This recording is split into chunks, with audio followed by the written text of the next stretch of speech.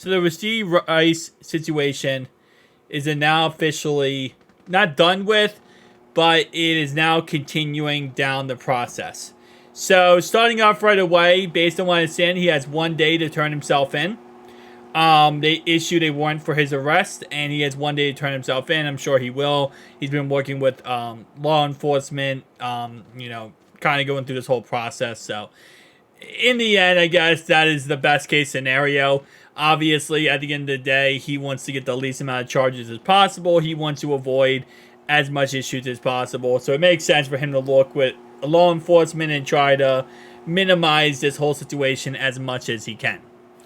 As it says right here, police said that the arrest warrant has issued 23-year-old Rice for 1 count of aggravated assault, 1 account of collision involving seriously bodily harm or injury, and 6 accounts of collision involving injury.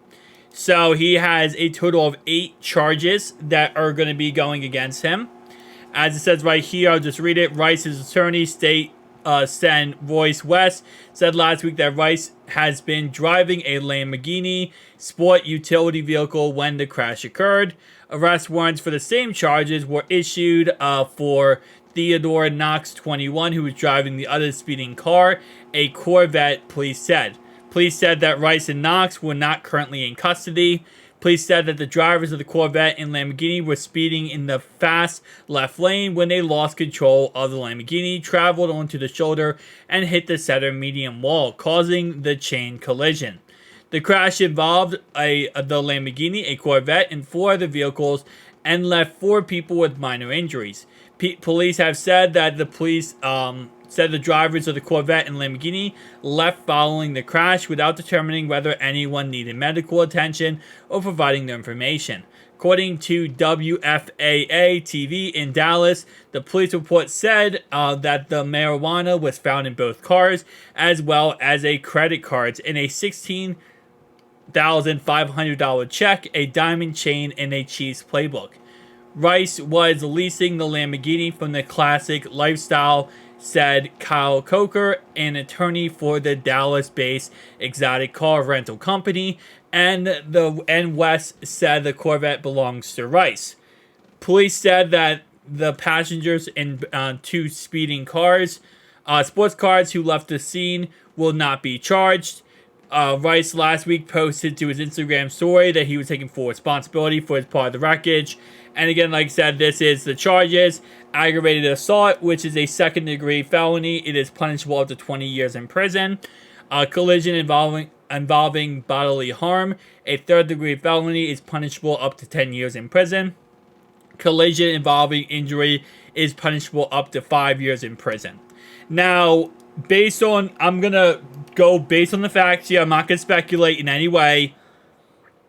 Based on what we understand, he is not getting charged for the marijuana, which, based on what I have heard, it is less than the legal limit. So, technically speaking, he wouldn't get charged anyway for that.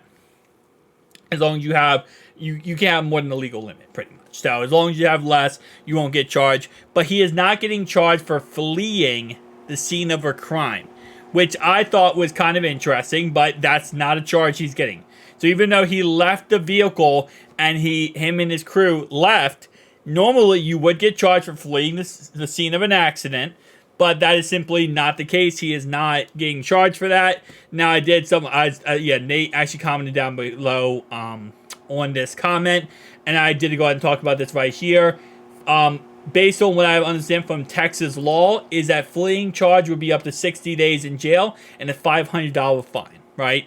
So, in reality, they're not going to try to get him on that because there's really no reason to. That's a nothing burger when you have the other charges that are looking at him up to 20 years.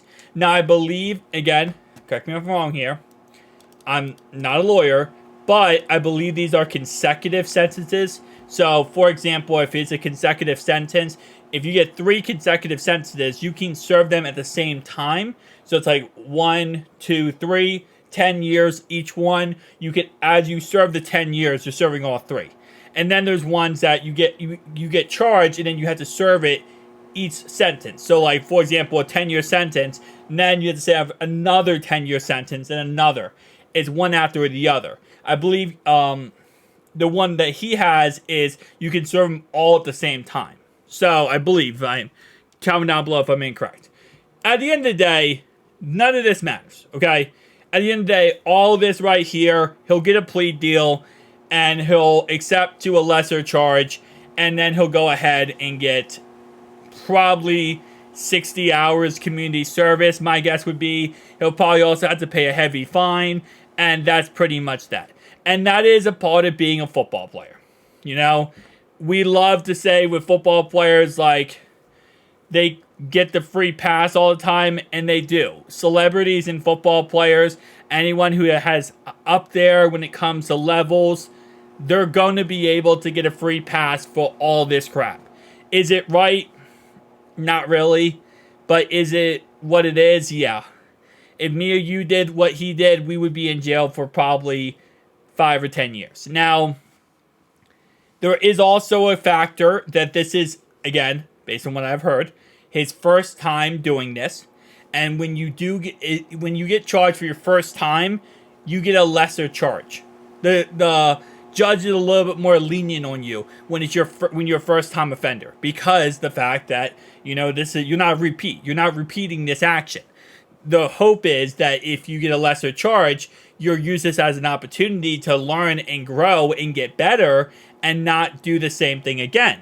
So because this is his first time as offender, he's also going to get less time as well. So that's why, again, like I said, I think he'll just get community service, and that's pretty much that. Now, thankfully, nobody was killed.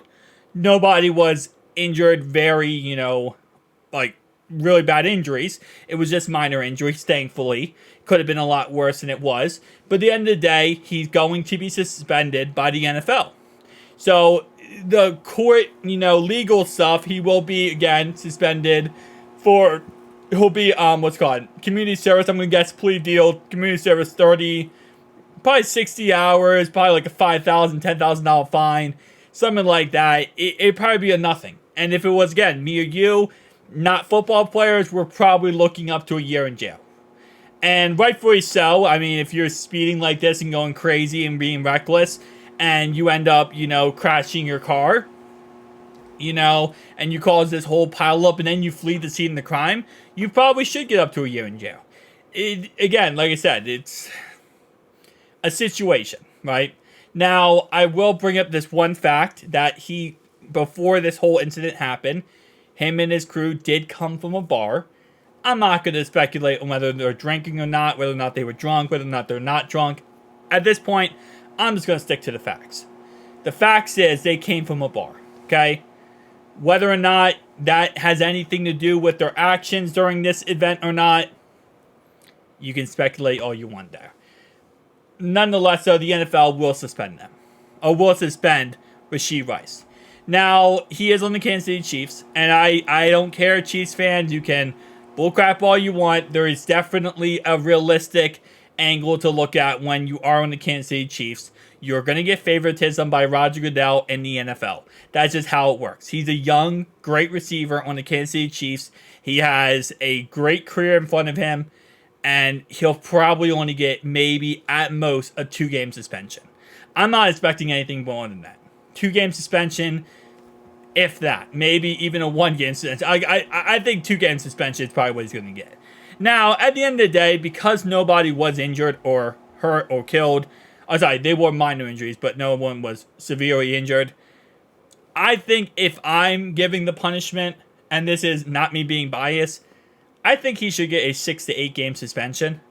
Because I think for what he did was reckless, and I know he's young, I know he's a kid, and again, I believe he's a first-time offender, but you can't do this kind of stuff. And if anything, I know it's messed up to say this, but you kind of have to do this, is you have to set an example for other wide receivers or any position, any young kid coming into the NFL, and avoiding them for doing this stupid crap like Rashee Rice did.